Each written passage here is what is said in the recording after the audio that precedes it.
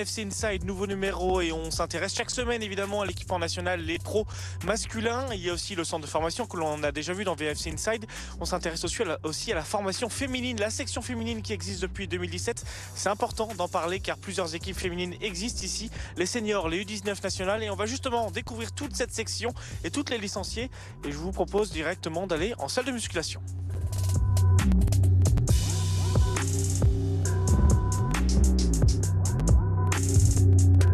Et quoi de mieux que Naïma, la joueuse la plus capée, la plus ancienne. Bonjour Naïma. Bonjour. Vous êtes la plus ancienne, vous êtes là depuis la création en 2017 de cette section féminine. 8 ans ici, vous avez vu énormément de choses, j'imagine, s'écouler, développer ici dans cette section.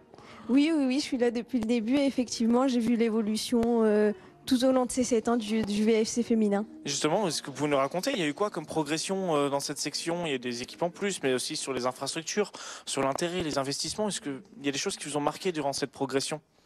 Alors oui, durant cette progression, il y a eu beaucoup de choses nouvelles, notamment par exemple le fait au départ quand on a commencé, on s'entraînait par exemple à Aulnoy-les-Valenciennes. Aujourd'hui, on s'entraîne ici au centre de formation et puis on joue également à Dutemple où c'est exclusivement les féminines qui jouent là-bas maintenant. Justement, quel était votre parcours, vous, personnellement, avant d'arriver dans cette section féminine? Alors moi mon parcours du coup au niveau du football, j'ai commencé très tard à 19 ans, donc j'ai fait 1 an à Douai, là où j'habite, et puis l'année suivante je suis arrivée au VFC à l'année de la création du VFC. Vous jouez aujourd'hui en R1, l'année dernière l'équipe a tenté d'accéder à la D3, vous avez perdu en barrage, vous êtes quand même championne de R1. Cette année, l'objectif, c'est de nouveau retenter cette accession en D3? Oui, l'objectif, c'est clairement de retenter et cette fois-ci même de gagner les barrages et de monter en D3 l'année prochaine. C'est quoi les atouts de votre équipe? Alors, on voit à l'entraînement, on vous prive un petit peu de ce début de musculation. On va pas trop vous priver longtemps, promis. Mais c'est quoi les atouts de cette équipe aujourd'hui en R1? L'atout déjà ça peut être notre effectif, donc on est un effectif de beaucoup de joueuses, 25 joueuses et des joueuses qui sont capables toutes de pouvoir jouer chaque match. En fait on peut voir que cette année qu'il y a beaucoup de turnover. Donc le coach il fait tourner souvent les équipes et en fait on voit pas forcément de différence sur les terrains. Les 25 joueuses sont capables de jouer et d'être titulaires en fait. Il n'y a pas de remplaçante. Vous, votre rôle, vous avez un peu un rôle de maman parce qu'on a quand même un effectif assez jeune aussi. Vous avez un rôle un peu de maman et d'ancienne dans cet effectif. Ouais, c'est clair. Oui, ça joue forcément. Il y a l'expérience, donc je pense que les filles elles ressentent ça et ça fait plaisir d'être un peu l'ancienne du groupe. Mais ouais, c'est le rôle un peu que j'essaye d'avoir, d'intégrer les jeunes, etc. Et j'espère que je le réussis bien en tout cas. Aujourd'hui, vous entraînez au Montlouis. C'est un terrain d'entraînement exceptionnel pour vous, des infrastructures qui sont vraiment de qualité pour une équipe comme la vôtre, pour continuer à progresser, à pousser encore un peu plus vers le plus haut niveau encore? Oui, on a de la chance, on s'entraîne donc au centre de formation, c'est des synthés qui sont quand même assez récents, mais on a accès à la salle ici. Vous parliez tout à l'heure de la progression et pour le coup au début quand on est arrivé on n'avait pas forcément accès ici à la salle et aujourd'hui à chaque entraînement en fait on fait une séance de musculation et donc c'est vraiment très bien de pouvoir faire séance en salle et ensuite d'enchaîner sur le terrain. C'est une chance. Ouais. Sur les entraînements, comment ça se décompose une semaine d'entraînement pour l'équipe R1? Il y a combien d'entraînements? Il y a de la musculation, vous en parlez. Combien d'entraînements par semaine à peu près? Alors on a 3 entraînements par semaine. Le mardi c'est plutôt un entraînement où on va récupérer par rapport au match du week-end. Le mercredi ça va être la séance la plus intensive. Donc c'est vraiment, on va faire beaucoup de fractionner, de travail athlétique et beaucoup du jeu aussi. Et le vendredi, ça va être aussi un peu de jeu et aussi préparation vraiment tactique pour le match. Et cette année, pour le moment, en R1, ça se passe plutôt bien. L'accession, la visée, c'est bien le titre de R1 à nouveau. Quand en 2024-2025, ça semble plutôt bien parti. Oui, c'est ça. Pour l'instant, on est 3 matchs, 3 victoires. Donc on espère que ça va continuer. En tout cas, on va tout faire pour. On vous souhaite évidemment tout le bonheur et toutes les victoires que vous méritez évidemment pour cette saison. Merci Naïma. Et moi je vais vous laisser quand même vous entraîner un petit peu à la musculation. Moi je vais rejoindre les U19 parce que si votre équipe est alimentée par les U19, elle se joue au niveau national et c'est assez impressionnant de voir leur niveau. On va retourner sur le terrain, découvrir cette équipe.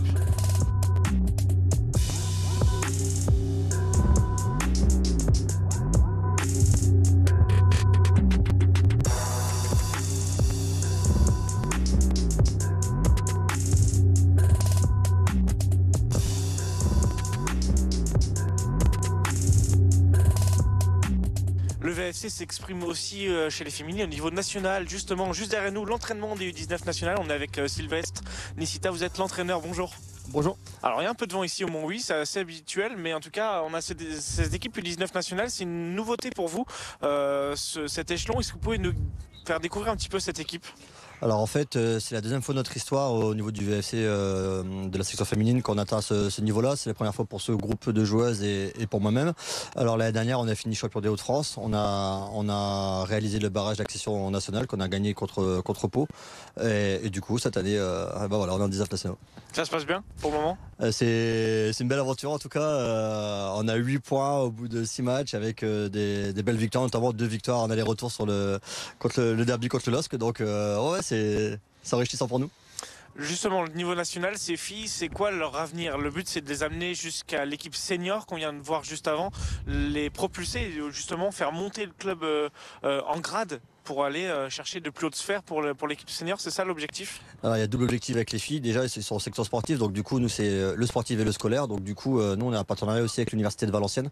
Donc l'idée, c'est oui, bien sûr, de faire monter en compétences au niveau sportif et bien sûr de les amener au plus haut niveau via notre équipe senior. Et c'est aussi de les faire monter en compétences au niveau scolarité. Et le double projet, il est hyper important pour les filles. Il y a des joueuses aussi qui sont amenées à faire des compétitions à l'étranger aussi. C'est ça, c'est vraiment tout un aspect presque de professionnel et de très haut niveau en tout cas. Alors nous, il y a que les lycéennes, c'est ça. Nous, on fait des compétitions nationales au niveau du UNSS. Donc les dernières, on a fait le championnat de France UNSS en Haute-Savoie. Et oui, les filles sur l'université sont parties en Chine notamment cette année. Cette équipe, comment elle se compose ? C'est tout comme une équipe de très haut niveau qu'on peut voir dans des clubs masculins, on va dire, dans des sections féminines, masculines.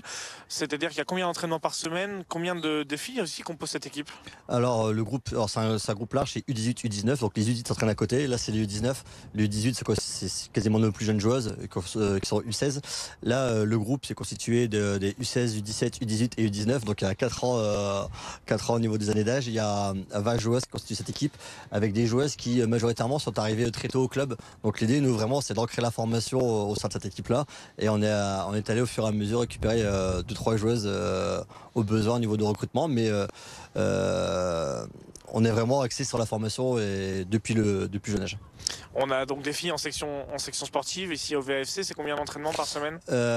Les filles ont 5 séances semaine, donc le lundi en section, le mardi en club, le mercredi séance de musculation en section, le jeudi séance en section et le vendredi en séance club. Est-ce que certaines parlent déjà d'avenir professionnel ou en rêve de jouer dans les Ligue 1 Arkema ou dans d'autres championnats professionnels dans le football féminin ? Je pense qu'ils sont ambitieuses, de là qu'ils en parlent avec moi, je pense pas parce que pour l'instant malheureusement on n'est pas à ces jours-là, mais on commence à avoir des joueuses qui sont sélectionnées dans les équipes internationales. On a Léane Brassard par exemple qui est sélectionnée U16 équipe de France, Aboularoa Ayad qui est sélectionnée U16 du Maroc. Donc voilà, on essaie de les accompagner au mieux pour continuer de rêver, de progresser, tout le monde en fait, faire progresser la section, faire progresser les filles. En tout cas, je pense que l'échauffement va pas tarder à se terminer. Je vais vous laisser reprendre votre casquette d'entraîneur. Merci beaucoup Sylvestre pour cette découverte de la R1. On va continuer de découvrir cette section féminine. Le président nous attend.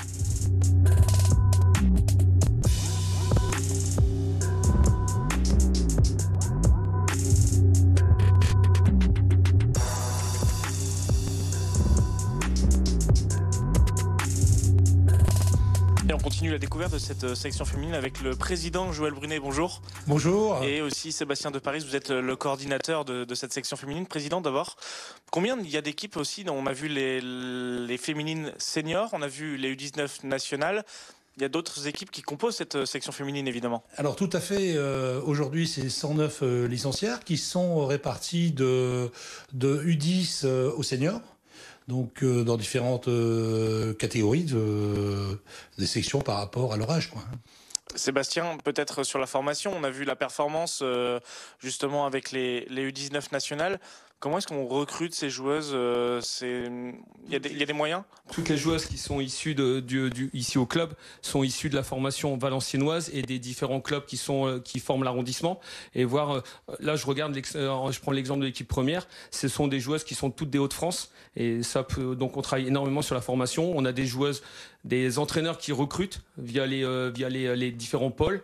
Et maintenant, c'est ce qui nous permet de recruter les meilleures joueuses, on va dire, de l'arrondissement. Ça marche un petit peu comme les garçons. On va chercher dans les clubs des alentours du Valenciennois, du Douaisis. Oui, C'est bien ça, c'est sûr. aller Après, chercher. voilà, et on travaille avec les clubs partenaires du VFC, mais en même temps aussi les clubs de la région. Et on nous appelle parce qu'on sait qu'on travaille plutôt bien, et on nous appelle pour, on va dire, la détection des meilleures joueuses. Et nous, on les invite sur des journées découvertes, et de là, elles signent au VFC. Alors, Président, il y a aussi un volet qui est assez important pour vous, c'est le projet éducatif. C'est qu'il y a un accompagnement en dehors du football sur l'éducation et la scolarité. Alors, je veux dire, c'est vraiment un seuil de la formation, hein. Donc, le projet éducatif, aujourd'hui, on peut assurer une formation footballistique, mais aussi une formation scolaire.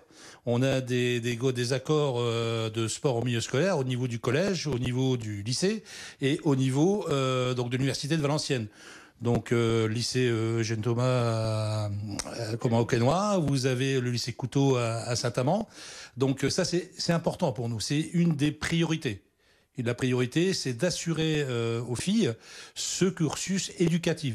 Là, on est à côté de coupes. Il y en a certaines qui ont été remportées par les équipes féminines. C'est bien ça, au niveau du palmarès, ça marche bien. Là, oui, effectivement, on a de plus en plus de succès. Mais c'est aussi, et ça c'est tout à l'honneur de cette académie qui travaille d'arrache-pied avec les moyens qu'on lui donne aussi. On n'est pas professionnalisé du tout. Ça reste de l'amateurisme, puisque chez nous, il n'y a pas de prime. Chez nous, il n'y a pas de prime. Il n'y a que du bien-être, le sport et aussi la discipline. Et ça, on a un staff aujourd'hui qui fait des prouesses. On parle aussi de certaines filles qui sont internationales. C'est nouveau aussi au VFC. Vous avez 3 internationales dans la section féminine. Vous pouvez un petit peu nous détailler qui elles sont? En gros, c'est une nouveauté pour nous parce que c'est donc une jeune section. Et cette année, on compte 3 internationales, 2 en U16 qui jouent avec les 19 nationaux, et une en U15, Léa Sirland, Léane Brasseur et Hayat Aboulaoura. Voilà, donc on a 2 Françaises et une Marocaine. Voilà, c'est ça. Hayat joue avec la sélection du Maroc, et les 2 autres cités jouent avec la sélection française. Voilà. Et Léane revient d'un stage à Clairefontaine. Quels sont les axes de progression, de développement pour les prochaines années, les ambitions de la section féminine? On sait qu'il y a le LOSC et le RC Lens qui poussent notamment chez les filles. C'est quoi ici à Valenciennes les projets? Alors, pour tout vous dire, on ne se compare pas aux autres clubs. On reste humble, on travaille. L'objectif est de maintenir nos 19 au niveau national. Ça, c'est important parce que c'est le socle de la formation. Et très vite, accéder à la D3. Voilà, et ça, c'est l'ambition du club aujourd'hui. En tout cas, c'est tout ce qu'on vous souhaite, messieurs. Merci beaucoup pour votre temps. Et on souhaite évidemment une montée, peut-être à la fin d'année pour l'équipe de R1, les seniors filles, peut-être en D3. C'est tout ce qu'on espère. Merci à vous.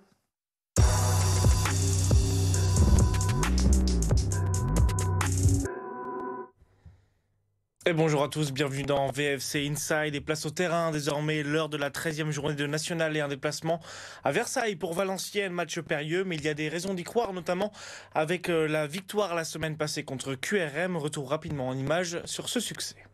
Sur le côté gauche, match solide et victoire face à un mal classé. Valenciennes s'est imposée pour cette 12e journée de National contre QRM. Un carton rouge de Tony Njike côté visiteur facilite la rencontre des nordistes. À 11 contre 10, Valenciennes pousse et finit par faire craquer la défense adverse sur corner. Un peu après l'heure de jeu, les coéquipiers de Gaëtan Courtet marquent à nouveau sur coup de pied arrêté. Le break est fait et QRM ne reviendra jamais. Première victoire pour Valenciennes depuis fin septembre, 9e de National. Et donc au classement, Valenciennes pointe à la 9e place, vous venez de l'entendre, 5 points de retard sur son adversaire du soir, Versailles. Le match sera comme d'habitude à suivre sur BFM Grand Lille et BFM Grand Littoral. Un léger décalage à noter quand même dans la prise d'antenne ce soir, 19h30 pile pour le coup d'envoi de cette rencontre, qui peut être un match bascule évidemment dans la saison de VA. Les Rouges et Blancs vont affronter que des équipes mieux classées pour les 4 prochaines journées. Moment de vérité pour Stéphane Moulin et son groupe évidemment, le coach en conférence de presse hier.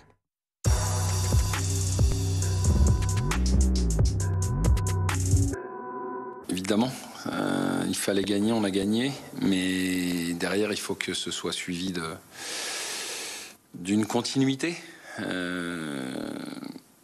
Voilà, donc on sait ce qui nous attend, on sait ce qu'on a à faire.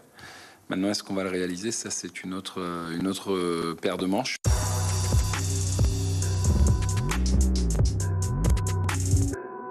Oui, il marque le pas, mais Bon, Dijon, Sochaux, c'est quand même deux gros morceaux. Hein. C'est deux équipes qui sont devant, donc avec eux d'ailleurs. Mais c'est vrai qu'ils ont fait un tel début de championnat qu'ils surfent encore dessus. Donc j'ai envie de dire que pour nous, c'est un match où on va voir si on est capable face à ce genre d'opposition d'exister tout simplement et mieux que ça. On a une série de 4 matchs où on va rencontrer que des équipes qui sont devant nous. 3 sur les 4 se partagent la deuxième place avec 20 points. Donc j'ai envie de dire que si on veut poursuivre notre embellie, ça va passer par des performances contre ces équipes-là. Sinon on pourra pas se rapprocher. Donc quand on a l'opportunité, eux aussi, hein, évidemment, ils ont l'opportunité de nous repousser encore plus loin. Mais nous, on a l'opportunité de se rapprocher. Donc il faut qu'on arrive à la saisir.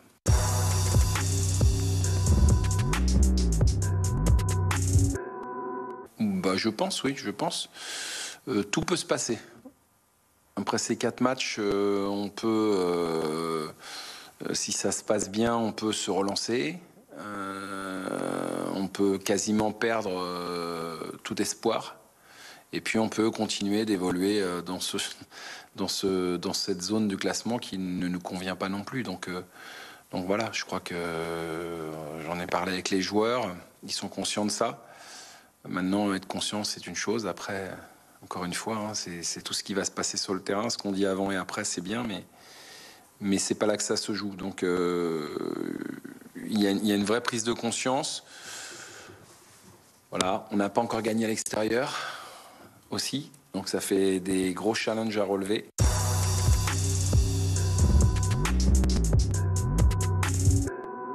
Alors, les absents, on aura 2 suspendus. Que sont Mabrouk Rouaille et puis Abdelwahib. Romain Thomas aussi ne sera pas là puisqu'il est arrêté suite à son problème au niveau du tendon d'Achille. Donc il va être arrêté un petit moment. Et puis pour le reste, il n'y aura pas de modification.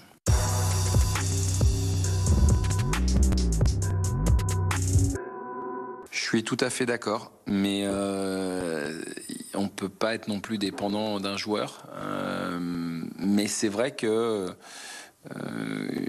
on est plus juste et plus dangereux quand il est là. Donc c'est une bonne nouvelle qu'il puisse potentiellement démarrer la rencontre. Donc maintenant, il ne faut pas non plus tout attendre de lui, mais il va nous aider, je pense, à mettre de l'ordre dans notre jeu sur le plan offensif notamment. Et sans en attendre non plus monts et merveilles, il suffit juste qu'il joue à son niveau pour qu'il nous apporte effectivement ce qui nous a parfois manqué.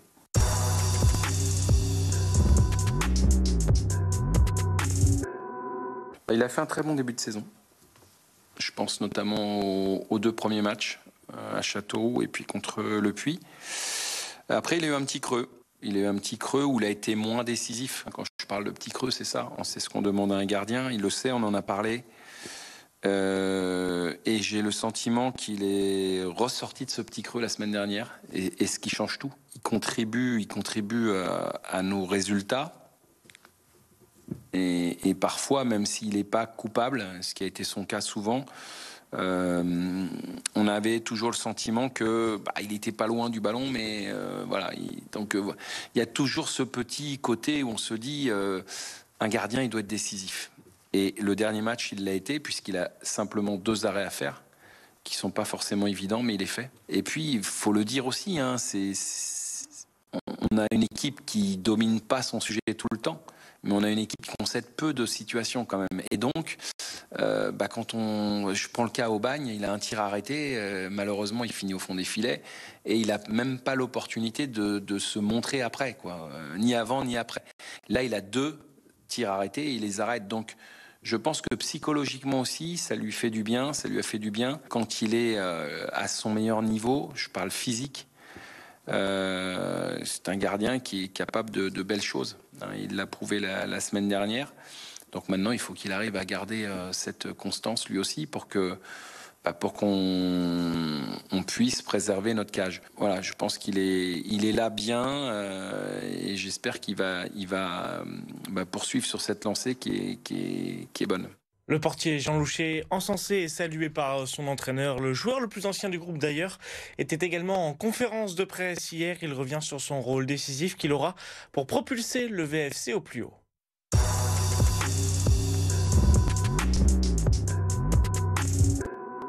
C'est toujours le bon moment de gagner à l'extérieur, même à domicile. Mais là, oui, raison de plus. De gagner à l'extérieur, gagner contre une équipe qui est devant nous, ce qu'on n'a pas encore fait.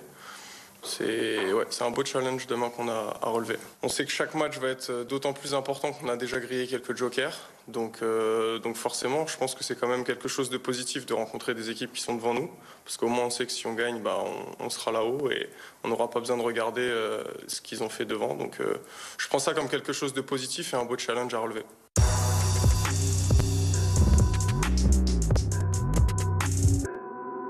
Il est mitigé, on est conscient. Forcément, on ne va pas dire qu'il est positif. On n'est pas à la place qu'on aimerait être. Maintenant, avec du recul, on voit aussi qu'il y a eu beaucoup d'arrivées. On se répète souvent, on dit souvent la même chose, mais je pense qu'il faut un peu de temps pour que la mayonnaise prenne, en espérant que là, si on regarde les 6 derniers matchs, c'est quand même beaucoup mieux. On avait fait 3 clean sheets avec 2 victoires. Je ne sais plus exactement, mais je crois qu'on est à 11 points sur les 6 derniers matchs, quelque chose comme ça, quasiment 2 points par match. Je pense que c'est ce qu'il faut essayer de garder. Donc je pense qu'on monte en puissance. Et encore une fois, les 4 matchs qui arrivent contre 4 belles équipes et 4 équipes devant nous, c'est un beau challenge à relever pour, je pense, si on fait des bons matchs, ces 4 bons matchs-là, dire que la première partie de saison sera bonne. Mais pour l'instant, non.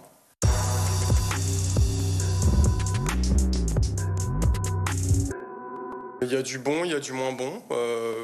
Oui, c'est un clean sheet en 11 matchs, je pense que c'est bien. Si demain on arrive à faire un bon résultat, on sera 1 sur 2, ce serait top.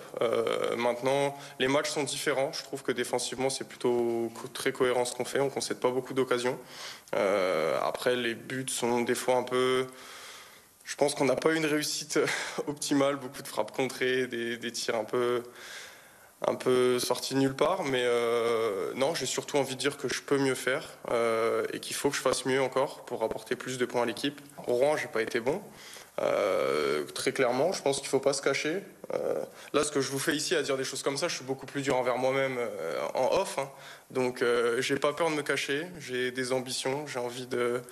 Je pense que je peux faire de bonnes choses, donc je dirais que jamais que c'est assez suffisant. Et là, je pense que il y a vraiment des choses à faire.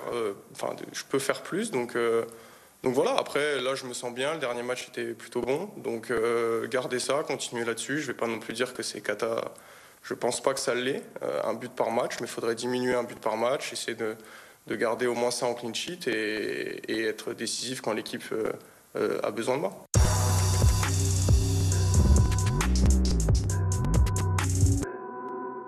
Si, c'est beaucoup plus compliqué, mais en même temps, c'est aussi là que les arrêts valent plus cher et qu'on se sent vraiment hyper important et hyper décisif parce qu'on peut vraiment apporter quelque chose à l'équipe. Jouer un maintien ou jouer une montée, c'est pas la même chose, même si je dis pas qu'on joue une montée, on n'y est pas du tout, hein. Mais en termes de but prix, on est beaucoup plus cohérent. Donc forcément, oui, de sentir qu'une frappe, un arrêt, ça peut faire gagner 1 point ou 3 points, c'est pas la même chose que soit limiter la casse, soit juste faire un nul. Et savoir qu'on aura de toute façon un peu plus de situations, même si je dis pas que j'avais 50 arrêts par match non plus, hein. Mais là j'en ai moins, je trouve, et donc peut-être que les choses ça se voit un petit peu plus et il y a plus de très bien, pas bien, ou après chacun fait son avis, mais il faut rester aussi fort, lucide et surtout garder ses principes et savoir ce qui fait de nous quelqu'un, ce qui nous a fait réussir et quoi remettre en place et continuer de travailler pour que la réussite reste de notre côté. Versailles-Valenciennes, c'est donc ce soir à 19h30 sur BFM Grand Lille et BFM Grand Littoral. Et d'autres matchs à suivre évidemment dans l'actualité région. Un autre match à vivre ce soir avec un trépidant Dunkerque-Boulogne, un derby, le premier depuis 2019 entre ces deux équipes en compétition officielle. La Ligue 1 pour Lens, déplacement en principauté à Monaco ce samedi soir. Le LOSC ira à Strasbourg dans un duel d'Européens, ça sera dimanche. Et tous ces matchs seront évidemment débriefés en images lundi dans COP Nord. VFC Inside, c'est fini pour aujourd'hui. Et bon match ce soir.